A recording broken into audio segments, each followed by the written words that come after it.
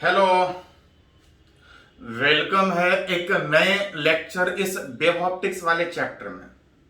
Last वाले lecture में हम लोग सीख रहे थे इंटरफेरेंस, जहां पे देख रहे थे कि दो अलग अलग सोर्स से लाइट निकल के किसी पॉइंट पे सुपर इम्पोज करने में कहीं पे इंटेंसिटी ज्यादा और कहीं पे इंटेंसिटी कम।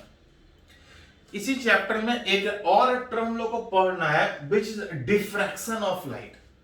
है क्या? एक करके समझने का कोशिश करते हैं। अगर किसी स्मॉल होल से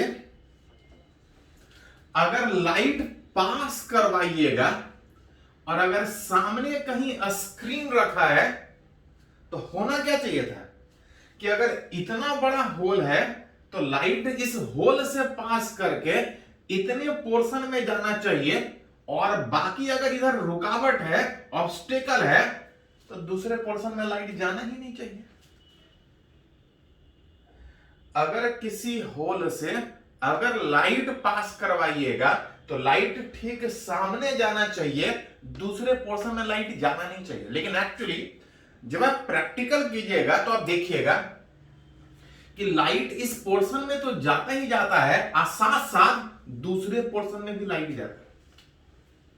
लाइट जाना नहीं चाहिए था। जितना बड़ा होल है उतने ही पोर्शन में लाइट जाना चाहिए, उतना ही जाता अगर लाइट एक स्ट्रेट लाइन में प्रोपैगेट करता। लाइट अगर एक रे की तरह से होता तो इतना में जाता। लेकिन एक्चुअली जब आप प्रैक्टिकल कीजिएगा तो देखिएगा कि अगर इतना बड़ा होल है तो ठीक लाइट उतने ही बड़े सामने के बजाय दूसरे पोर्शन में भी इंटर करता। दूसरे पोर्शन में इंटर करने का मतलब जरूर ये लाइट यहां से ऊपर भी जा रहा है, नीचे भी जा रहा है। विच इज लाइट विच जो एक तरह का वेव है इस ऑब्स्टेकल के पास बेंड कर रहा है, बेंड करके दूसरे रीजन में जाना यहां था, यहां तो जा ही रहा है, दूसरे रीजन में भी पहुंच रहा है। And that property is called as diffraction of light. क्यों जो एज है, जो ऑब्स्टेकल है, जहां से लाइट सीधा निकलना चाहिए था, सीधा निकलता अगर वो वेव नेचर का होता, लेकिन एक्चुअली वो सीधा निकलता अगर वो रे नेचर का होता, लेकिन एक्चुअली लाइट एक वेव है। अब वेव नेचर के कारण इस ऑब्स्टेकल के पास वो बेंड करके दूसरे रीजन में इंटर कर रहा है। व्हेन अ वेव, ये प्रॉपर्टी सारे वेव के लिए वैलिड है। चाहे लाइट जो एक वेव है, हम बोल रहे हैं दैट इज साउंड भी एक वेव है। एक्सरे, जिससे बॉडी का आप एक्सरे करवाते हैं कि बॉडी का हड्डी को टूटा है कि नहीं, वो भी एक तरह का वेव है। अल्ट्रावायलेट, इंफ्रारेड, वो भी एक तरह का वेव है। जितना भी तरह का वेव है, मतलब अगर कहीं रोकने का कोशिश कीजिएगा तो सीधा रुकने के बजाय वेव नेचर होने के कारण उस एज के पास, उस ऑब्स्टेकल के पास बेंड करेगा, दूसरे रीजन में इंटर करेगा। When a wave is obstructed by an obstacle, it bend around the edge। उस किनारे पे वेव नेचर होने के कारण वो बेंड कर रहा है, जहां नहीं भी पहुंचना था वहां पहुंच रहा है, बेंड करके वहां पहुंच रहा है।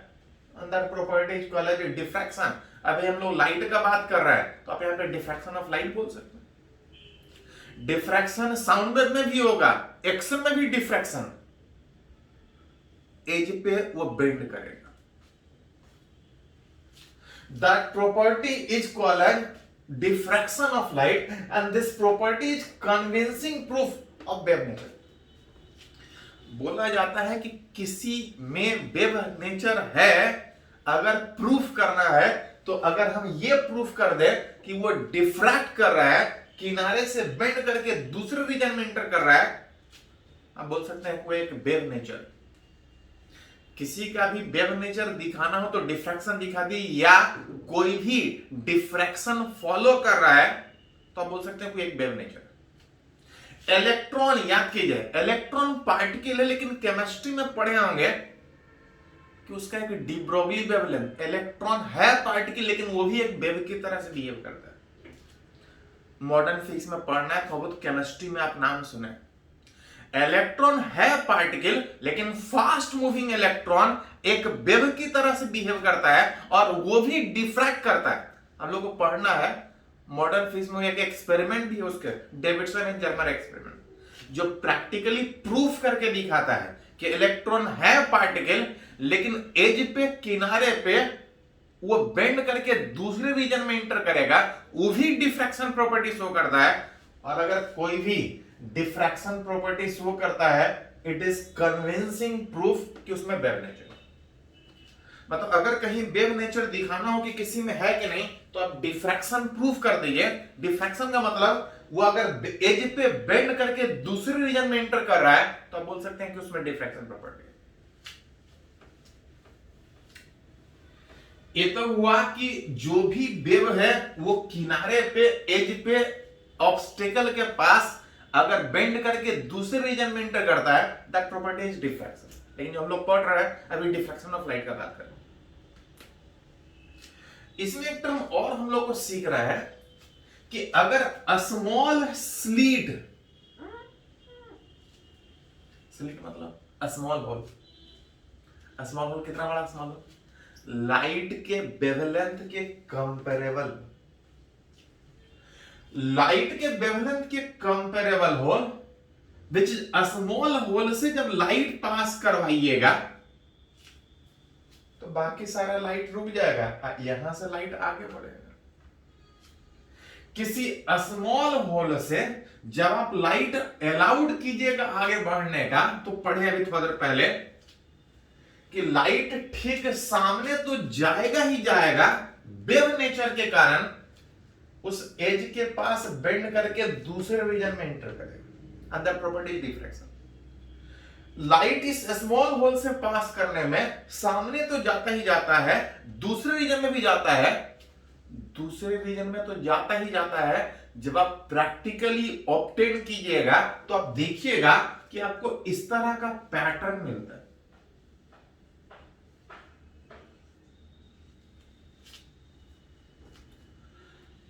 जब स्मॉल होल से लाइट पास करवाइएगा तो सामने स्क्रीन के ऊपर लाइट ठीक सामने जाना चाहिए था, सामने तो जाता ही जाता है, वेव नेचर के कारण दूसरे तरफ जाता है, और दूसरे तरफ तो जाता ही जाता है। अलग अलग जगह जो लाइट का इंटेंसिटी है वो इस तरह से वेरिएबल आपको मिलेगा जब आप प्रैक्टिकल कीजिएगा।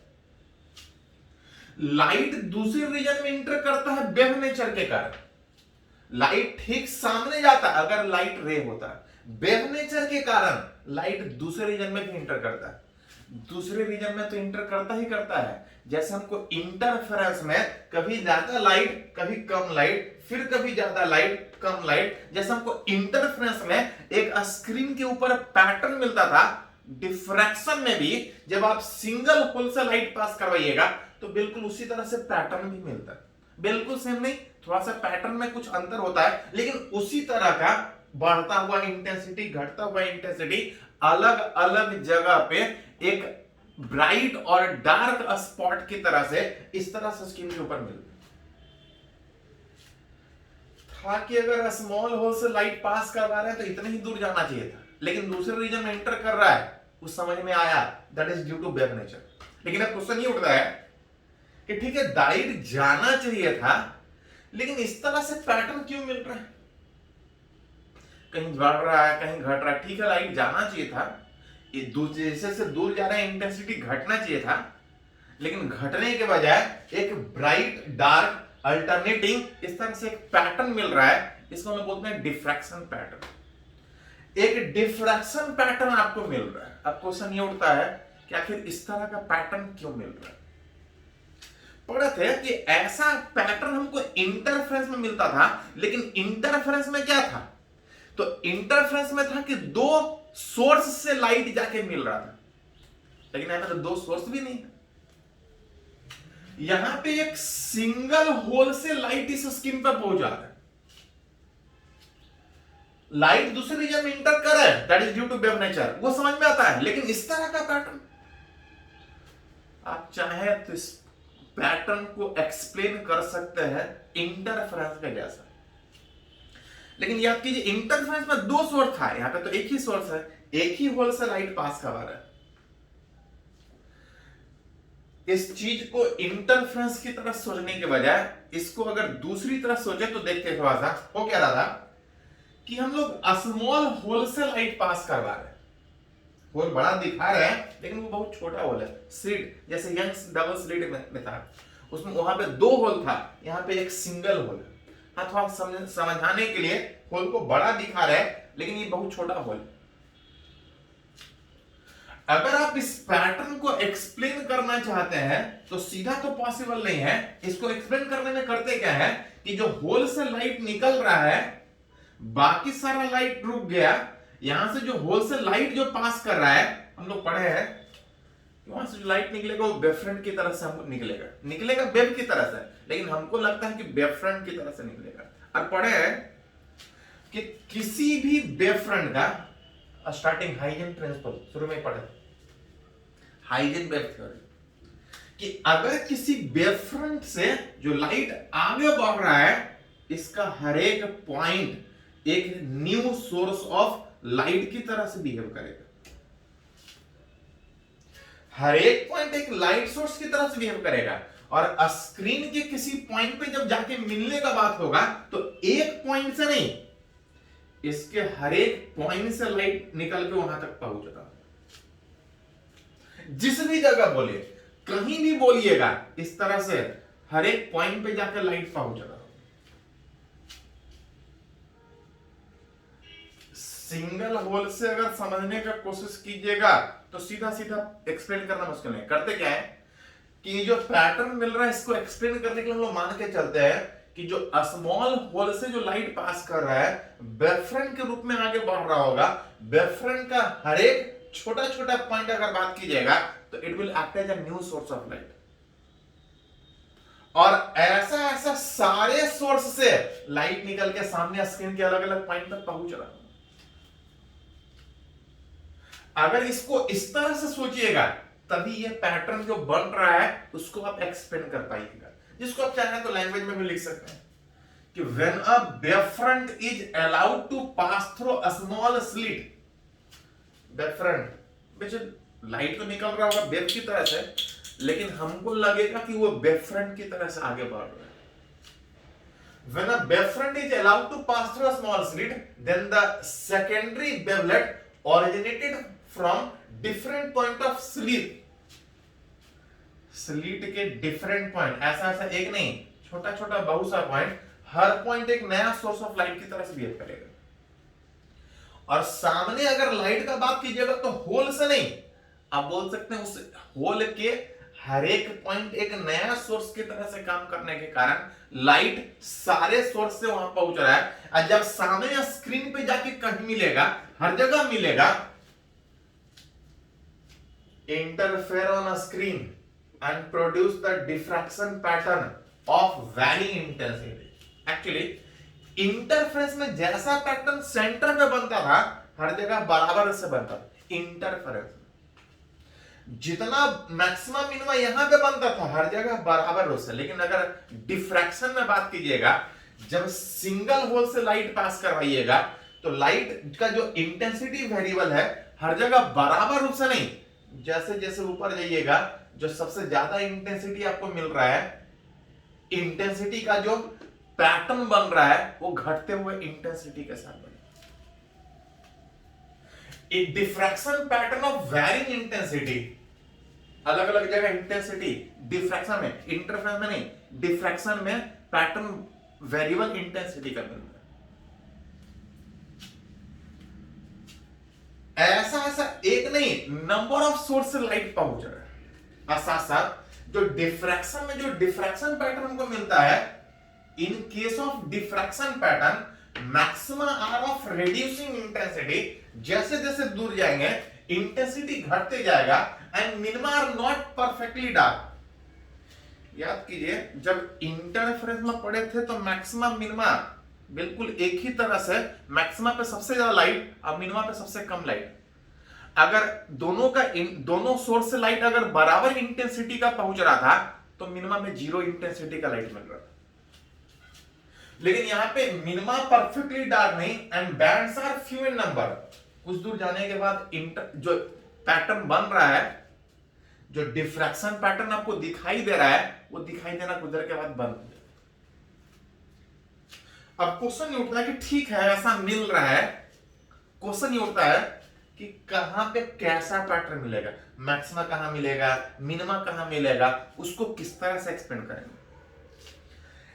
इंटरफेरेंस में, इससे पहले हम लोग पढ़े थे, इंटरफेरेंस में हम लोग न्यूमेरिकली प्रूफ किए थे कि इसका इंटेंसिटी I1, इसका इंटेंसिटी I2, तो रिजल्टेंट अलग अलग जगह पे जो फॉर्मूला आ रहा था वो निकाले थे, वहां पे मैथमेटिकली प्रूफ किया था। लेकिन यहां पे क्या हो रहा है, एक ही होल का जो नंबर ऑफ डिफरेंट पॉइंट है वो एक नया सोर्स ऑफ लाइट की तरह से काम कर रहा है। सारे सोर्स से लाइट पहुंच रहा है, मतलब जो सुपर पोजिशन अगर लाइट का बात कीजिएगा तो इंटरफेरेंस में दो सोर्स था, लेकिन यहां पे दो सोर्स नहीं, एक ही होल के number of point different source की तरह से काम कर रहा है। इसको मैथमेटिकली सीधा सीधा नहीं प्रूफ कर सकते क्योंकि दो सोर्स नहीं, नंबर ऑफ सोर्स, एक ही होल के नंबर ऑफ डिफरेंट पॉइंट से लाइट निकल के किसी पॉइंट पे जाके मिल रहा है। इसका प्रूफ आपको हायर फिजिक्स में पढ़ना है, प्लस 2 लेवल पे ये मैथमेटिकली प्रूफ हम लोग नहीं कर पाएंगे कि सारा सोर्स से जो लाइट निकल के पहुंच रहा है वो किस तरह से सुपर इंपोज कर रहा है। हाँ, इस पैटर्न जो मिल रहा है उसको अगर कुछ पॉइंट पे एक्सप्लेन करना चाहे कि कहां पे मैक्सिमम, कहां पे मिनिमम, किस तरह से सोचेंगे, तो आप कुछ जगह सोच सकते हैं, सीधा न्यूमेरिकली नहीं प्रूव कर सकते हैं जैसे इंटरफेरेंस में किया। अगर बीचों बीच अगर इस पॉइंट पे बात करें तो आप बोल सकते हैं कि जितना ऊपर से जो लाइट पाथ कवर कर रहा है उतना ही नीचे से भी लाइट पाथ कवर कर रहा है, और इस दोनों के बीच का पाथ डिफरेंस का बात करें तो 0 होगा। और उसके नीचे जैसे यहां से लाइट फिर से निकल रहा है, यहां से लाइट फिर से निकल के पहुंच रहा है, कोई भी दो लाइट अगर पेयर के रूप में अगर बात करें तो सारे के बीच का जो पाथ डिफरेंस होगा एट पॉइंट P नॉट, जो सारे के बीच का पाथ डिफरेंस होगा 0 होगा। और अगर पाथ डिफरेंस 0 है तो फेज डिफरेंस 0 होगा। इंटरफेरेंस में पढ़े थे कि दो लाइट अगर फेज डिफरेंस 0 है तो वहां पे मैक्सिमम मिलता है, तो दो दो करके अगर पेयर लीजिएगा तो वहां पे आप प्रूफ कर सकते हैं कि मैक्सिमम होगा, which is at point P naught, ठीक होल के सामने हर एक दो के बीच का पाथ डिफरेंस 0 होने के कारण वहां पे लाइट हमको सबसे ज्यादा इंटेंसिटी का मिलता है। जैसे जैसे दूर जाता है इंटेंसिटी घटता हुआ, कहीं पे मिनिमम कहीं पे मैक्सिमम। अगर एट एनी पॉइंट पे अगर बात करें, ये तो बीचों बीच हुआ था, एट एनी पॉइंट पे बात करें तो यहां पे गड़बड़ क्या है कि जो रूल यहां पे लगा सकते हैं वो रूल यहां पे नहीं लगा सकते। यहां पे इस दोनों के बीच का पार्ट डिफरेंस 0 है, इस दोनों के बीच का पार्ट डिफरेंस 0 है, वो रूल वहां पे नहीं लगा सकते हैं। दूसरे पॉइंट पे सीधा तो न्यूमेरिकली प्रूफ कर ही नहीं सकते हैं क्योंकि मैथमेटिकली वो काफी लेंथी होगा, प्लस 2 लेवल से वो बाहर का बात है, क्योंकि उसमें नंबर ऑफ सोर्स से लाइट निकल के वहां पहुंच रहा है। एट एनी पॉइंट पे मैक्सिमम होगा कि मिनिमम, अगर उसको रिलेट करना है तो उसको करने के लिए करते क्या है कि एक सोर्स ऊपर से लेते हैं, एक सोर्स नीचे से लेते हैं, सॉरी बीच से लेते हैं। एक सोर्स ऊपर से कंसीडर करते हैं, एक सोर्स बीच से, इस दो को एक करके सोचते हैं, इस दोनों के बीच का पाथ डिफरेंस कितना होगा। तो अगर उस पूरे होल का साइज अगर b है तो आधा डिस्टेंस हो जाएगा b/2, और अगर यहां से परपेंडिकुलर ड्रॉ कीजिएगा तो this will be the path difference. अगर वो पॉइंट अगर यहां से थीटा एंगल ऊपर है तो ये भी थीटा होगा, और इस थीटा में, इस राइट एंगल ट्रायंगल में 90 के सामने हाइपोटेनस अगर b/2 है तो ये आ जाएगा b/2 cos थीटा, और जो ये वाला डिस्टेंस आएगा एट एनी पॉइंट को उसी तरह से एक्सप्लेन करने के बजाय optical path difference between the wave sent by upper as and the wave sent by centre of slit, एक ऊपर सोर्स कंसीडर करते हैं, एक बीच में, और इस दोनों के बीच जो पाथ डिफरेंस आएगा अगर रिलेट कीजिएगा तो b/2 sin थीटा, जहां पे b इज इस होल का size, let B size of hole that is slit, जिससे लाइट पास कर, उस दोनों के बीच का पार्ट डिफरेंस b/2। अब जिस तरह से देखिए, थोड़ा सा एक सोर्स यहां से निकाले, एक सोर्स यहां से निकाले, इस दोनों के बीच का part difference b/2 sin theta है। यहां से ठीक नीचे और भी सोर्स था, हर एक पॉइंट एक सोर्स की तरह से काम कर रहा है। उसी तरह से यहां से नीचे भी बात कीजिएगा तो एक सोर्स होगा। अब जिस तरह से इस दोनों के बीच का पार्ट डिफरेंस है, अगर इस दोनों के बीच भी पार्ट डिफरेंस का बात कीजिएगा तो b/2 sin थीटा ही आएगा। मतलब इस तरह से दो दो करके पेयर लीजिएगा तो हर एक दो के बीच का part difference b/2 sin theta relate कर पाएंगे। स्क्रीन के ऊपर लाइट जा रहा है, let for this point if जो पाथ डिफरेंस है, अगर इसको अगर λ/2 अगर कंसीडर करें, मान लेते हैं पॉइंट सोच रहे कि जो दो लाइट पहुंच रहा है, कोई भी पॉइंट यहां हो सकता है, यहां कहीं होगा, जो दो लाइट पहुंच रहा है पाथ डिफरेंस इतना, अगर उस पाथ डिफरेंस का वैल्यू अगर λ/2 है एंड तो इसका फेज डिफरेंस कितना होगा? तब फेज डिफरेंस पढ़े हैं 2π λ/2π था। अगर दो लाइट के बीच का पार्ट डिफरेंस पता है तो फेज डिफरेंस निकाल सकते हैं।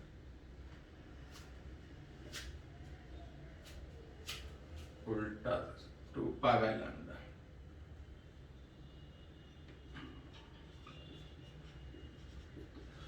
मान के चल रहे हैं कि कहीं पे लाइट जाके मिल रहा है, कहां से?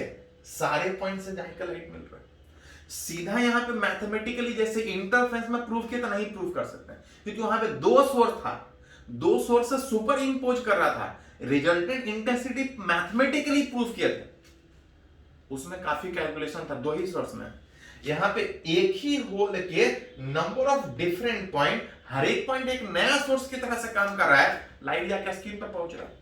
सीधा मैथमेटिकली नहीं प्रूव कर सकते हैं, कुछ तरीके से इसको सोल्व करने का कोशिश कर रहा है कि कहां पे स्क्रीन पे क्या हो रहा है, जहां पे ये मान के चल रहा है कि दो लगातार सोर्स सिमेट्रिकल है, तो हर दो लगातार सोर्स के बीच का पार्ट डिफरेंस इतना है, अगर उस पार्ट डिफरेंस का वैल्यू λ/2 होगा तो उसका फेज डिफरेंस कितना होगा? तो पार्ट डिफरेंस अगर λ/2 था, यहां से λ कैंसिल आउट हो जाएगा, 2 से 2 कैंसिल आउट होगा, बीच जो फेज डिफरेंस आएगा पाई आएगा, और जब दो लाइट जाके स्क्रीन पे मिलेगा, अगर दोनों के बीच का फेज डिफरेंस अगर पाई है तो वहां पे मैक्सिमा नहीं, वहां पे मिनिमा होता है। मतलब बोल सकते हैं कि जो दो लाइट पहुंच रहा स्क्रीन के ऊपर, अगर उस पार्ट डिफरेंस का वैल्यू λ/2 है तो समय लाइट उस जगह पे जहां भी मिल रहा होगा वहां पे मिनिमा मिलेगा। दैट इज, आप बोल सकते हैं कि अगर पोजीशन ऑफ पहला मिनिमा अगर बात करें, फर्स्ट मिनिमा, तो आप रिलेट कर सकते हैं ये मिनिमम पार्ट डिफरेंस था मिनिमा, दैट इज द पहला मिनिमा का कंडीशन यहां पर बनेगा, 2 से 2 कैंसिल आउट हो जाएगा, विच जो पाथ डिफरेंस है वो तो b/2 sin थीटा है, लेकिन अगर मिनिमा का कंडीशन अगर बात कीजिएगा तो बोल सकते हैं कि स्क्रीन के ऊपर जहां पे पहली बार मिनिमा मिल रहा होगा वो इस कंडीशन में इतने एंगल पे मिल रहा है। विच अगर एंगुलर पोजीशन अगर बात करें कि कितने एंगल पे, तो आप लिख सकते हैं sin थीटा बराबर λ/b, दिस इज द पहला मिनिमा का कंडीशन। तो यहाँ पे सीधा सीधा मैक्सिमम मिनिमा कहां पे हो रहा है प्रैक्टिकली नहीं प्रूव कर सकते, उसका कैलकुलेशन इस +2 लेवल पे पॉसिबल नहीं, वो हायर फिजिक्स में आगे आपको पढ़ना है, ग्रेजुएशन में पढ़िएगा या इंजीनियरिंग कॉलेज में पढ़िएगा।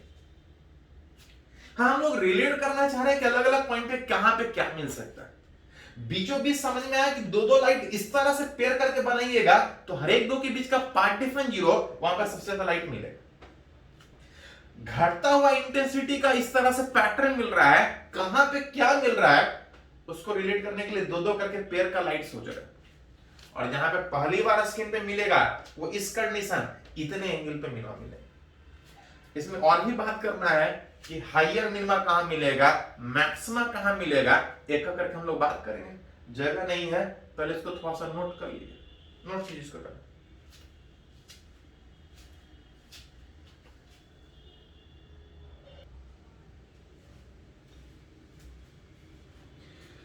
तो अभी हम लोग बात कर रहे थे डिफ्रैक्शन ऑफ लाइट पे, जहां पे देख रहे थे कि एक ही होल से जब लाइट सामने स्क्रीन पे जाके पहुंच रहा था तो लाइट उतना ही दूर जाने के बजाय दूसरे रीजन में भी इंटर कर रहा था। दूसरे रीजन में तो इंटर कर ही रहा था, अलग अलग जगह पे वेरिएबल इंटेंसिटी का, कहीं इंटेंसिटी बढ़ता हुआ और कभी घटता हुआ फिर बढ़ता हुआ, इस तरह से अलग अलग जगह पे अलग अलग इंटेंसिटी का लाइट हमको मिल रहा है।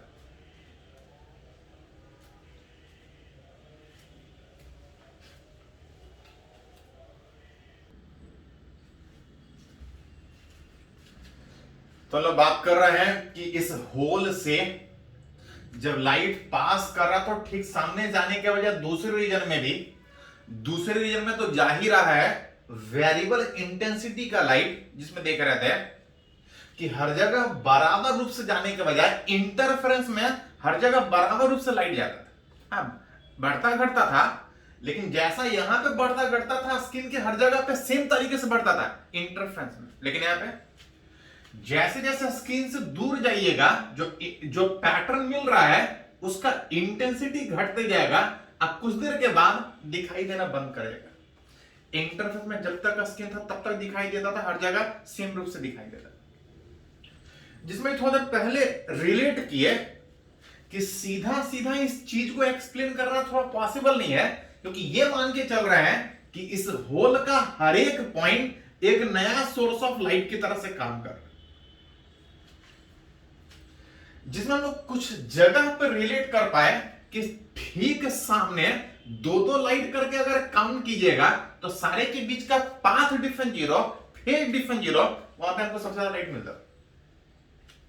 लेकिन जैसे जैसे अलग अलग पॉइंट पे बात कीजिएगा उसी तरह से एक्सप्लेन करने के बजाय ऊपर आप बीच वाला सोर्स से निकाल रहे थे, तो अभी थोड़ा देर पहले निकाले कि मिनिमा कहां बनेगा। मिनिमा कहां बन रहा था, जहां पे लाइट जाके पहुंच रहा था b sin थीटा और अगर लैम्डा के कंडीशन में, वो पहला पोजीशन था जहां पे लाइट मिनिमा बन रहा था। उसी तरह से अगर पोजीशन ऑफ हायर मिनिमा अगर बात कीजिएगा, ये तो पहला मिनिमा होगा, अगर हायर मिनिमा अगर बात कीजिएगा तो उसी तरह से प्रूफ कर सकते हैं b sin थीटा बराबर ये जो आता है n लैम्डा। कैसे प्रूफ किए थे, तो पहले ये मान के चले थे कि कोई भी दो लाइट जो पहुंच रहा है इतने पार्ट डिफरेंस में, अगर उस पार्ट डिफरेंस का वैल्यू लैम्डा बाई 2 था तो फेज डिफरेंस पाई आ रहा था, वहां पे मिनिमम बन रहा था।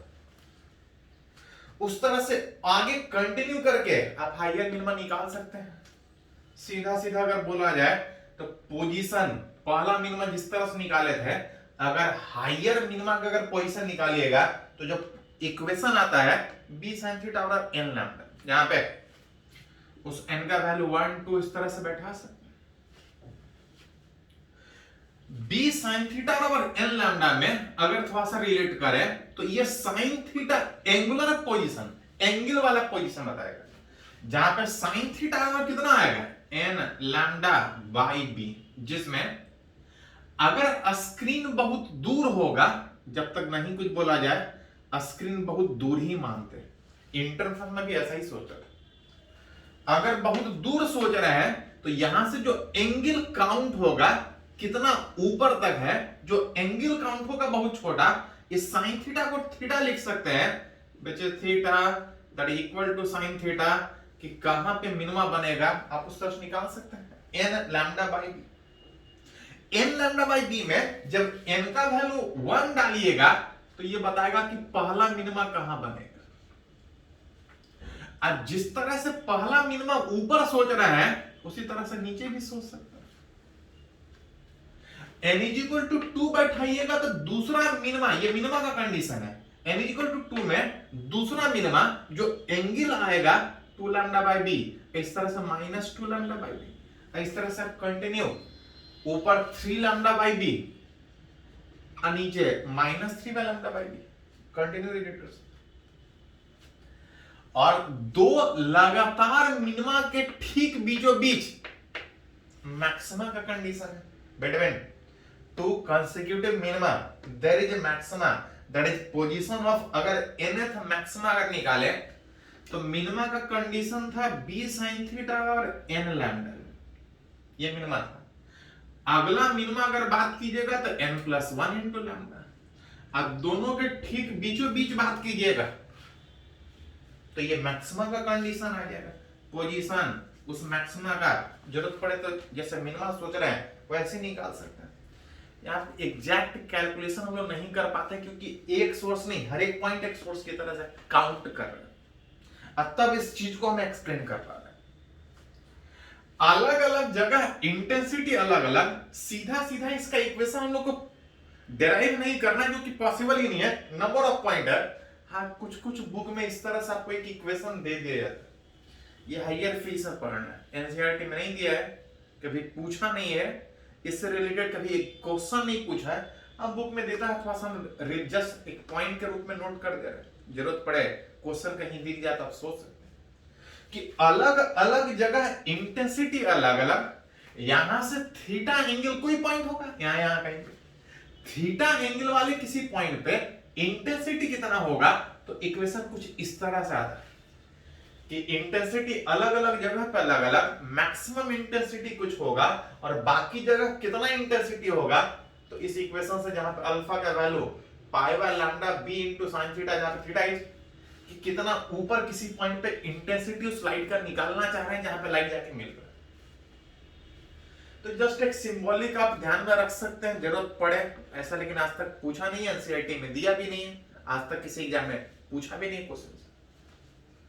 अलग अलग जगह इंटेंसिटी इस तरह से बढ़े और घटेगा, लेकिन उतना हम लोग को जरूरत नहीं है। हाँ, जनरली जो क्वेश्चन पूछा जाता है इसी दोनों से रिलेटेड कि स्क्रीन के ऊपर मिनिमा कहां बनेगा, मैक्सिमा कहां बनेगा, जनरली मिनिमा ही अभी तक पूछा गया।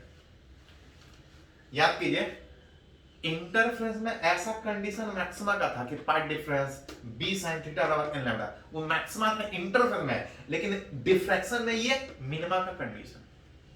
हाँ, इसमें कुछ और भी पूछा जाता है कि एज सेंटर में जो फ्रिंजेज बन रहा था, यहां से लेके यहां तक ये सेंटर का फ्रिंज बन रहा है, as central maxima extend between two consecutive minima, इस दो लगातार मिनिमा के बीच ये जो सेंटर वाला फ्रिंज है, उसी में कभी कभी पूछा जाता है कि उसका एंगुलर विड्थ कितना होगा, कितने एंगल में वो चौड़ा पैटर्न बन रहा है।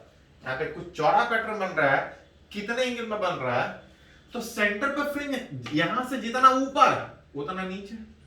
अगर टोटल एंगल अगर इस सेंट्रल फ्रिंजेस का बात करें तो इसको हम लोग जनरली थीटा नॉट से लिखते हैं, ऊपर लैम्डा बाय बी एंगल तक और नीचे भी लैम्डा बाय बी एंगल तक, टोटल अगर एंगल निकाला जाए तो आप लिख सकते हैं 2 लैम्डा बाय, लेकिन ध्यान रखें इस सारा हम लोग तब बात कर पा रहे हैं जब ये मान के चल रहे हैं कि स्क्रीन बहुत दूर है, एंगल बहुत छोटा बनेगा। इंटरव्यू के क्वेश्चन में रहेगा कि एंगल बड़ा होगा, तो जब एंगल बड़ा होगा तो sin थीटा को थीटा यूज करने के बजाय आप सीधा sin थीटा यूज करना पड़ेगा।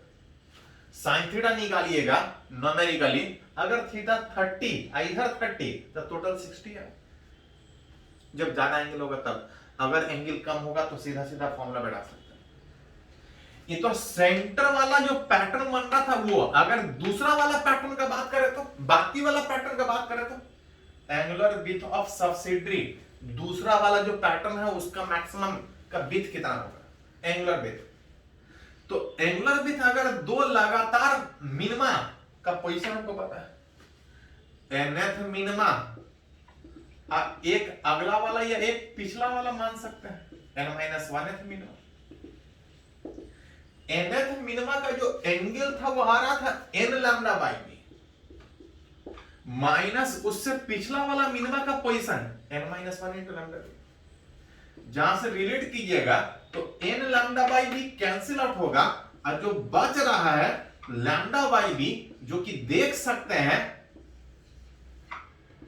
Half of angular width of central maximum.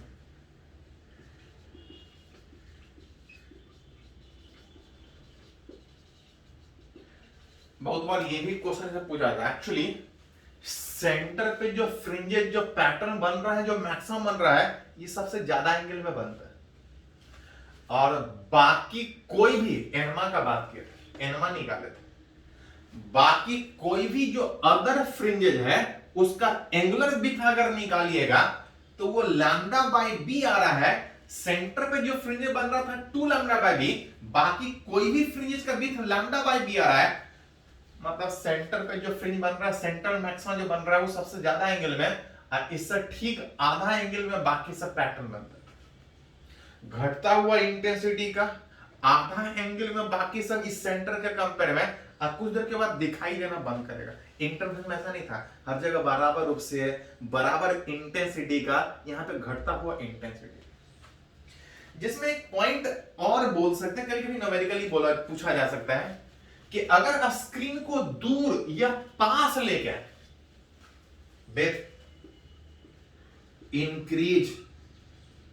with increase of distance between slit and a screen,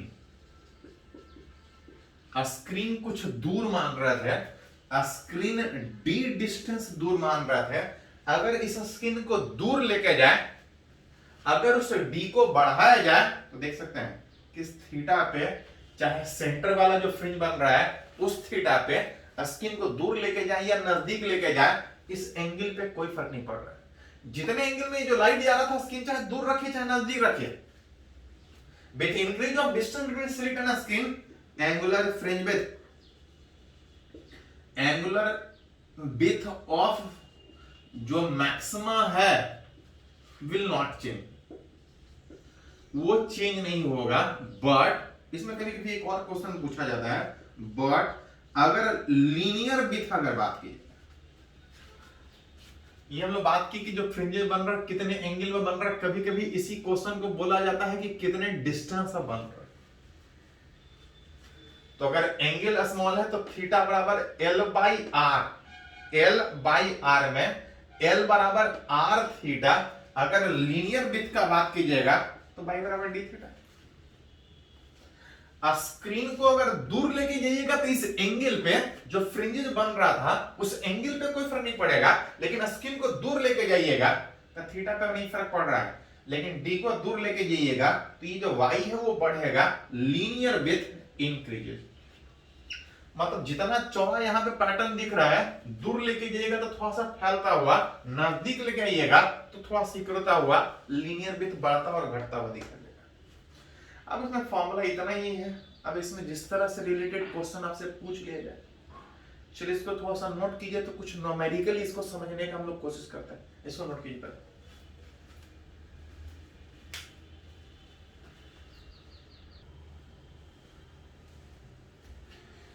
तो अभी हम लोग बात किया सिंगल स्लिट डिफ्रैक्शन, एक होल से लाइट जाके स्किन के ऊपर एक पैटर्न बना रहा है।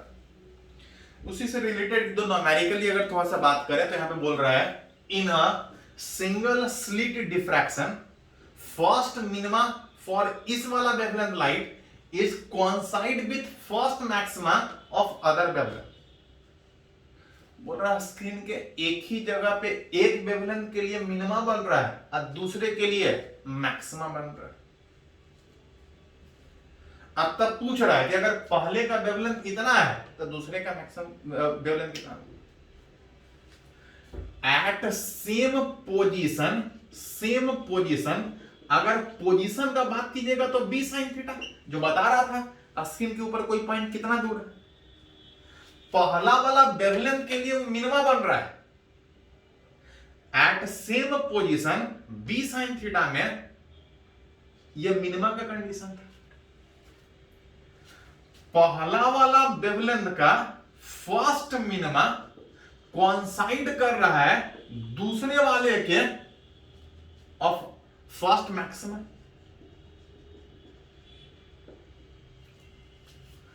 मिनिमा का कंडीशन ये था, अब मैक्सिमा का कंडीशन क्या था, N lambda plus N plus 1 lambda divide by 2। दो लगातार मैक्सिमम के बीच एक मिनिमम, सॉरी दो लगातार मिनिमम के बीच एक मैक्सिमम बन रहा।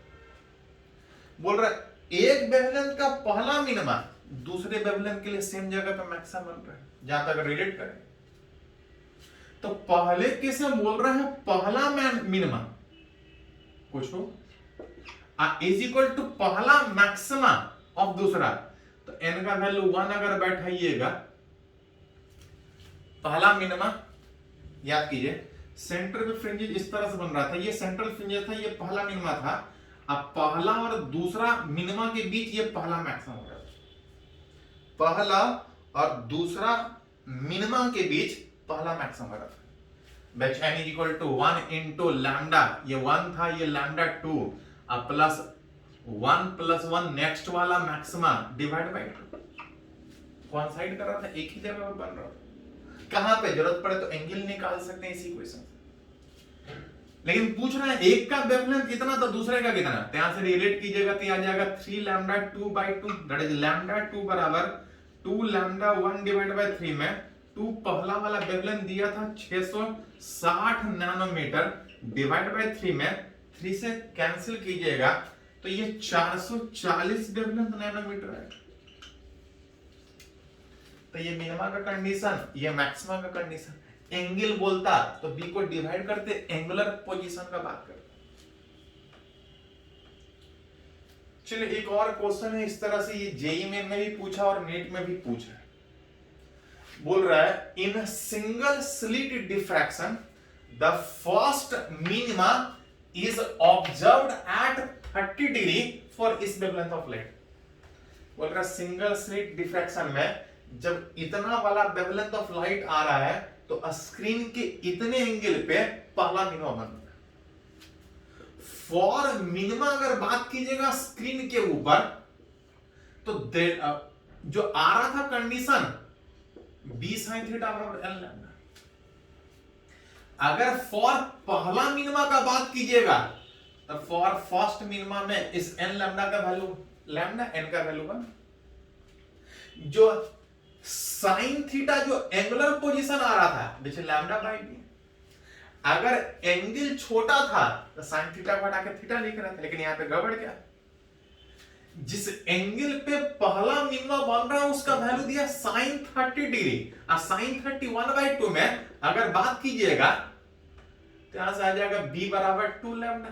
ये दिया हुआ था, एंगल ज्यादा दिया हुआ था, साइन थीटा को थीटा नहीं लिख सकते, थोड़ा ध्यान रखना।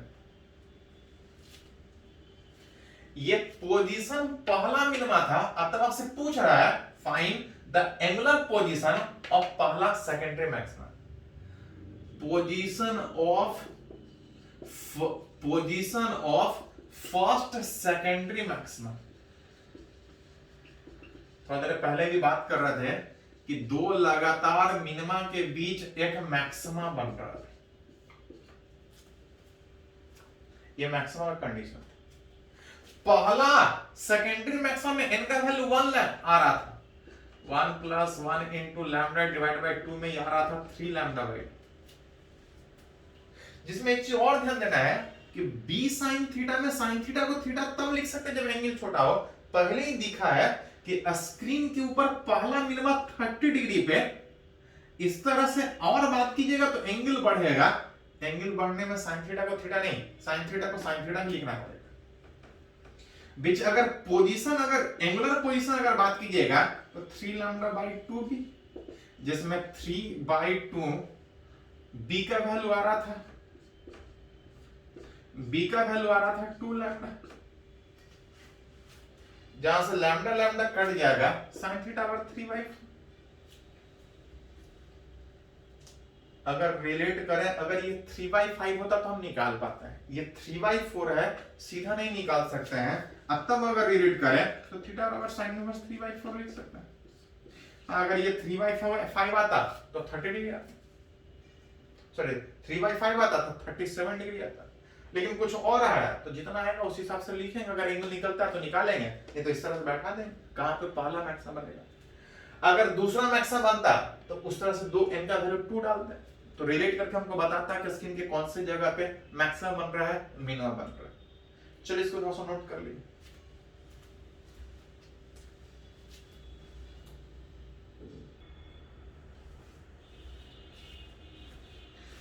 तो ये लोग बात कर रहा था डिफ्रैक्शन, जिसमें एडवांस के सिलेबस में है नहीं आईआईटी में, जेई मेन के ही सिलेबस में और नीट वाले सिलेबस में, तो बहुत ज्यादा लेंदी पूछने के बजाय थोड़ा थ्योरेटिकली और जो एक दो छोटा छोटा एग्जांपल बात किए थे उसी से रिलेटेड पूछता है, क्योंकि एडवांस के सिलेबस में है ही नहीं। उसी डिफ्रैक्शन के बेसिस पे एक और टर्म है जो अगेन जेई एडवांस के सिलेबस में नहीं है लेकिन जेई मेन और नीट में पूछता है। इस तरह से एक टर्म है जिसे लोग बोलते हैं resolving power of optical instrument. Optical instrument that is telescope, compound microscope और विच इज सिंपल माइक्रोस्कोप, जहां पे ऑब्जेक्ट को हम बड़ा करके देख पा रहे थे, एंगल बढ़ा करके हम लोग पढ़े थे मैग्नीफाइंग पावर। उसी से रिलेटेड टर्म है। क्या है, इसको एक करके समझने का कोशिश करते हैं। याद कीजिए कि अगर किसी लेंस में अगर पैरेलल बीम ऑफ लाइट अगर आए, तो पढ़े थे कि लाइट एक पॉइंट पे जाके फोकस करता है, लेकिन एक पॉइंट पे जाके फोकस तब करेगा जब वो फ्री फ्रॉम स्फेरिकल एबरेशन हो। पढ़े थे कि जब व्हाइट लाइट अगर किसी लेंस पे अगर इंसिडेंस करे तो वो एक पॉइंट पे फोकस करने के बजाय अलग अलग कलर वाले के लिए सेम लेंस का फोकल लेंथ अलग था, क्योंकि रिफ्रैक्टिव इंडेक्स अलग था। सारा लाइट एक जगह पे जाके मिलने के बजाय अलग अलग कलर ऑफ लाइट अलग अलग जगह पे जाके मिलता था, एक स्पॉट के ऊपर जाके मिलता था। मिलना एक पॉइंट पे चाहिए था, लेकिन एक पॉइंट पे मिलने के बजाय एक स्पॉट में जाके मिलता था। और अगर और थोड़ा सा डिफ्रैक्शन सोचिएगा, डिफ्रैक्शन मतलब हर एक पॉइंट एक न्यू सोर्स ऑफ लाइट की तरह से आगे बढ़ेगा, जाके सुपर इंपोज करेगा।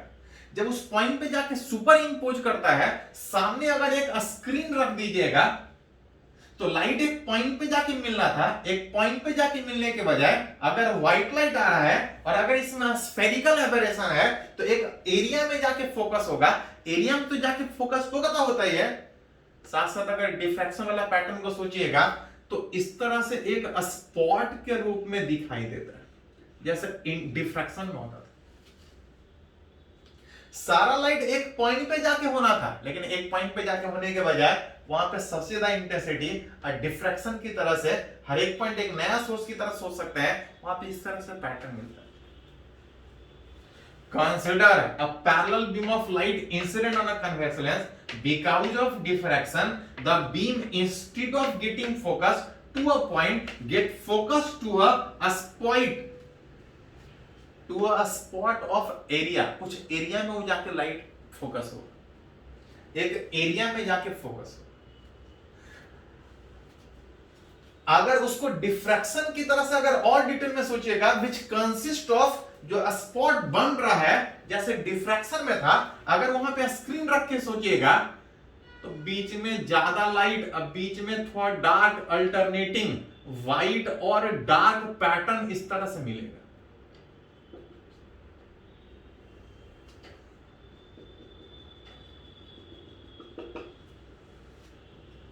मिलना था एक पॉइंट पे, लेकिन एक पॉइंट पे मिलने के बजाय एक स्पॉट में फोकस होता है। इस स्पॉट को डिटेल में सोचिएगा तो इस तरह से सेंटर पे ब्राइट, अल्टरनेटिंग ब्राइट और डार्क, इस तरह से पैटर्न आपको स्क्रीन पे मिलता है। Which consist of concentric dark and bright, एक रिंग की तरह से इंटरफ्रेंस जैसे होता था, डिफ्रैक्शन जैसे यहाँ पे होता था, उसी तरह से यहाँ पे मिलता है।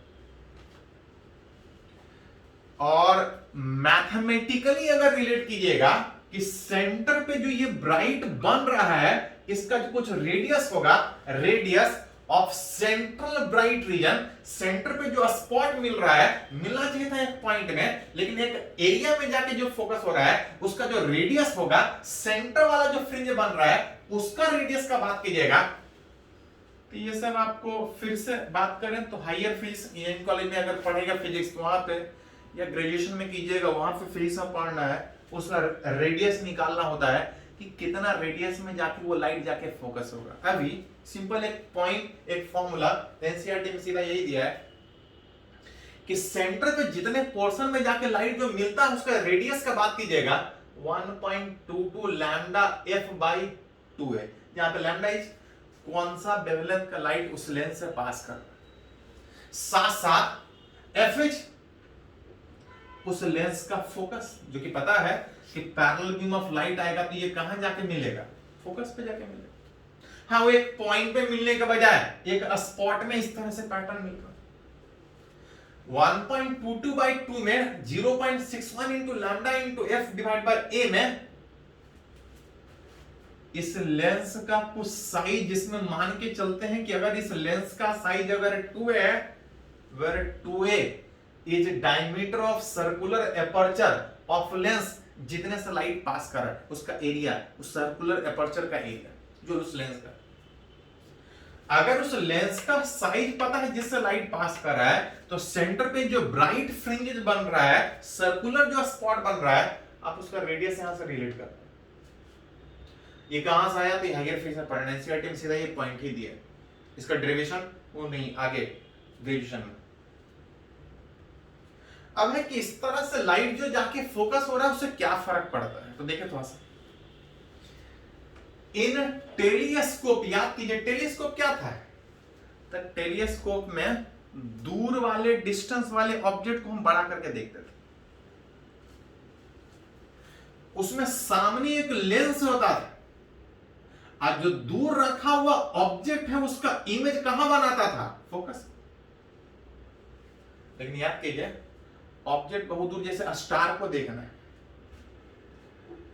फार डिस्टेंस ऑब्जेक्ट बहुत दूर है, लेकिन आपको लगेगा एक दूसरे से काफी क्लोज है, दो स्टार ही देख रहे हैं, यहां से देखते हैं तो हमको लगता है कि दो स्टार काफी नजदीक नजदीक। चाहते हैं इसको भी क्लियर दिखे, इसको भी क्लियर दिखे, होगा क्या कि सामने जो लेंस, जिसको याद कीजिए हम लोग क्या बोलते थे, ऑब्जेक्टिव लेंस, करता क्या था, जो दूर रखा हुआ ऑब्जेक्ट है उसका इमेज कहां पे बनाता था, फोकस पे बनाता। पहले का भी इमेज फोकस पे और दूसरे का भी इमेज पे फोकस पे। अगर स्फेरिकल एबरेशन नहीं होता तो एक पॉइंट पे लाइट जाता, लेकिन अगर लेंस में स्फेरिकल एबरेशन है तो एक पॉइंट पे जाने के बजाय एक स्पॉट में एक कुछ बड़ा साइज का बनने का कोशिश करे। उस बड़ा साइज बनने में अगर एक दूसरे से ओवरलैप कर गया तो आपको क्लियर दिखाई नहीं देगा कि ये क्या है ये क्या है, दोनों एक ही दिखाई देगा। उसी में बोला जाता है कि for two far distance object to just resolve, उसको आप अलग अलग देख पाइएगा कब, जब चाहे जितना भी इसका एरिया में बन रहा हो, इसका जितना एरिया में बन रहा हो, एक दूसरे से अलग अलग दिखना चाहिए। अलग अलग दिखने में आप देख सकते हैं कि दो दूर रखा हुआ ऑब्जेक्ट है, इसके ऊपर कुछ एंगल से डिफरेंट होगा, अलग अलग एंगल पोजीशन में होगा।